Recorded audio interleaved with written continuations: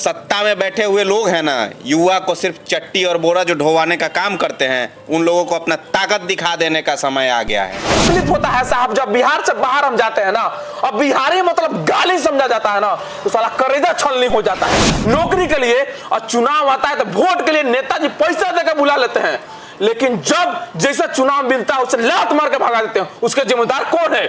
हमारे बिहार के नेता हैं, और कहीं ना कहीं ये गलती हमारे बाबूजी हमारे दादाजी किए हैं। तो हम और हमारी टीम मिलके ये निर्णय लिए हैं कि हम लोगों को जब बिहारी का आवाज उठाना है तो बिहार विधानसभा में जाना पड़ेगा, ना कि दिल्ली के लोकसभा में। कब तक पैसा रखिए साहब, बुढ़ा जाएंगे तब टिकट दीजिएगा। और ये मैं दावे के साथ कहता हूं, जनलोक दल का एक भी कैंडिडेट अगर चुनाव जीत जाता है तो सत्ता में बैठे और सदन में बैठे 242 जो अनदर विधायक होंगे ना, उन सभी पर भारी पड़ेगा। और हम तमाम युवाओं से अनुरोध करेंगे कि आइए और मिलके बदलेंगे बिहार को।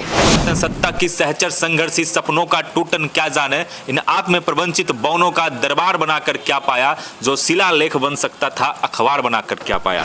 नमस्कार, प्रणाम, मैं गौरव सिंह और आप देख रहे हैं मगहिया बतकट। अभी मैं जनलोक दल के राष्ट्रीय अध्यक्ष उज्जवल कुमार सिंह के साथ हूं। पूरे देश में राजनीति सरगर्मी बढ़ी हुई है, राजनीति तमाम चरम सीमा पर है, तो इस बीच इनके दल क्या करेगी? क्या यह लोकसभा के चुनाव में अपना कैंडिडेट उतारेगी या फिर तमाशा देखेगी?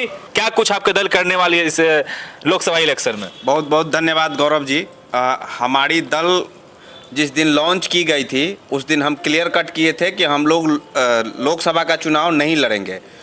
हमारी दल विधानसभा की तैयारी कर रही है। बिहार में 15 से 20 सीट पे ही अभी तैयारी चल रही है, और हम लोग लोकसभा में देख रहे हैं कि किस प्रकार से युवा को तेजपत्ता के तरह निकाल के फेंक दिया जाता है बड़ी बड़ी पार्टियां द्वारा। हर एक युवा किसी न किसी दल का रीढ़ होता है, और रीढ़ होने के बावजूद भी युवा को मौका नहीं दिया जाता है, सिर्फ दरी और चट्टी बिछवाने का काम किया जाता है। तो वैसे तमाम युवाओं के लिए ही हमारी पार्टी बनी हुई है, उन लोगों को प्लेटफॉर्म देने के लिए ही हमारी पार्टी बनी हुई है। और हम तमाम युवाओं से अनुरोध करेंगे कि आइए और मिलके बदलेंगे बिहार को। ये जो सत्ता में बैठे हुए लोग हैं ना, युवा को सिर्फ चट्टी और बोरा जो ढोवाने का काम करते हैं, उन लोगों को अपना ताकत दिखा देने का समय आ गया है। एक नया क्रांति करने का समय आ गया है। यानी इनका कहने का मतलब है जो युवा को यूज एंड थ्रो करते हैं, जितनी भी पार्टियां हैं युवाओं को तो यूज करते हैं लेकिन सही जगह पर नहीं पहुंचाते या फिर नहीं पहुंचने देते हैं, उन लोगों के लिए एक बहुत अच्छा प्लेटफॉर्म जनलोक दल है। इसी बीच हमारे बीच में एक वैसा ही युवा जो हमेशा सक्रिय नजर आते हैं अपने क्षेत्र में, और हमेशा आपको नजर आ जाएंगे सोशल मीडिया पर भी। राहुल भाई हमारे साथ हैं, जानना चाहेंगे इनका दृष्टिकोण इस पार्टी के लिए और बिहार के वर्तमान राजनीति के लिए। देखिए, हमारी पार्टी जब बनी थी तभी हम लोगों ने साफ तौर पर बताया था कि हम लोग लोकसभा चुनाव नहीं लड़ेंगे। पहला चीज, क्योंकि हम लोग पूरी तरह से तैयार नहीं हुए थे, और हालांकि हम लोग को विधानसभा पर जब फोकस है तो हम लोग पूरा धीरे धीरे विधानसभा के हर एक गली गली में, हर एक वार्ड में अपने टीम को तैयार कर रहे हैं, जहां जहां से हमारे प्रत्याशी चुनाव लड़ेंगे। हम लोग का मकसद नहीं है कि 243 सीट पर हम लोग लड़ जाए विधानसभा भी। हम लोग का मकसद ये है कि 10 ही सीट पर लड़े, 20 ही सीट पर लड़े, मजबूती से लड़े, ताकि उसमें से कितने भी भाई जीत कर जाए ना, तो जाकर सदन में पूरे बिहार के लोग के लिए आवाज उठाएं। और ये मैं दावे के साथ कहता हूं, जनलोक दल का एक भी कैंडिडेट अगर चुनाव जीत जाता है तो सत्ता में बैठे और सदन में बैठे 242 जो अनदर विधायक होंगे ना, उन सभी पर भारी पड़ेगा, और हमारा एक विधायक पूरे बिहार के लिए आवाज उठाएगा। क्योंकि हम एक युवा हैं, आज जितना जोश के साथ बोल रहे हैं ना, अपनी बातों को रख रहे हैं ना प्रमुखता के साथ, मैं दावे के साथ कहता हूं जब 70-80 साल का हो जाऊंगा ना, तो ये बात, मेरे आवाज, ये दम नहीं रहेगा। तो युवा जब आएंगे राजनीति में ना, तो समाज का भला होगा और समाज के लिए लड़ेंगे। क्योंकि 70 साल के नेताजी जितनी बार सदन जाएंगे ना, या किसी काम के लिए किसी बार ऑफिस में जाएंगे, उससे हम लोग 10 गुना बार उनसे ज्यादा जाएंगे। तो लाजमी बात है कि उनसे हम लोग बेहतर काम करने का काम करेंगे। और नौजवान को हम लोग चाहते हैं कि नौजवान अब सत्ता में आए और राजनीतिक में आए। जितनी भी पार्टियां हैं नौजवानों केवल इस्तेमाल करती है। नॉन पॉलिटिकल बैकग्राउंड का आप एक भी ऐसा एग्जाम्पल दे दीजिए कि किसी युवा को टिकट मिला हो। युवा को किसी कोई भी पार्टी टिकट नहीं देता है, बस ये टाल देता है कि आप झंडा ढोइए, पेशेंट रखिए। कब तक पेशेंट रखिए साहब? बुढ़ा जाएंगे तब टिकट दीजिएगा, तब कौन काम होगा? नौजवानों को मौका देना होगा। क्योंकि मैं हरदम एक बात बोलते आया हूं कि बहुत हो चुकी जी हजूरी दरबार में, अब तो युवा ही बैठेंगे सरकार में।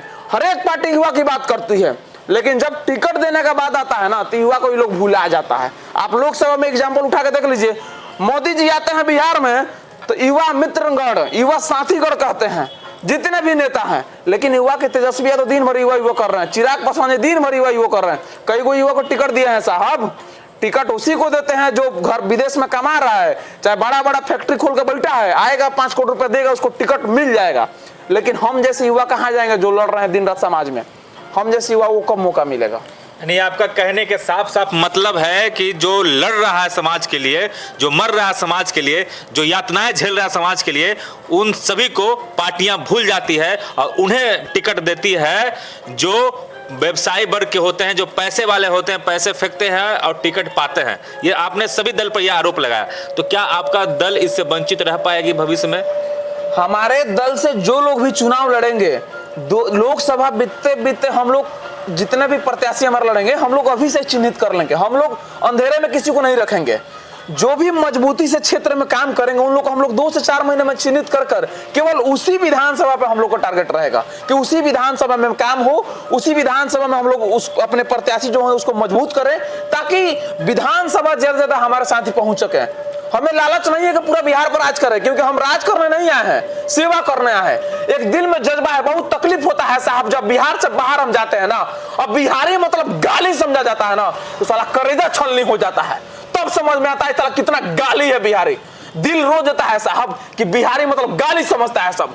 जब हमारे बिहारी भाई बिहार से बाहर रेल में भर भर कर जाते हैं नौकरी के लिए, और चुनाव आता है तो वोट के लिए नेताजी पैसा देकर बुला लेते हैं, लेकिन जब जैसा चुनाव मिलता है उसे लात मार के भगा देते हैं। उसके जिम्मेदार कौन है?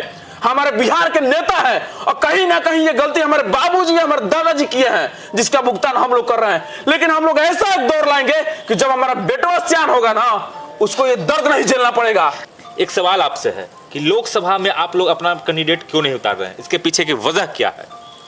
मुझे बिहार सुधारना है, बिहारियों की बात करना है।